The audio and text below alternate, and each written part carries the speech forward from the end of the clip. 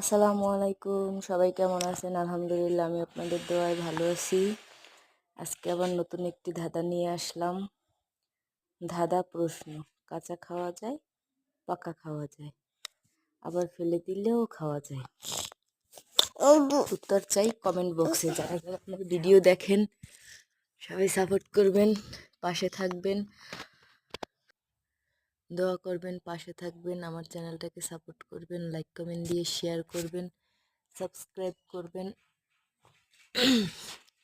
আল্লাহ হাফেজ, ভালো থাকবেন সবাই। আজকের ভিডিও এই পর্যন্ত।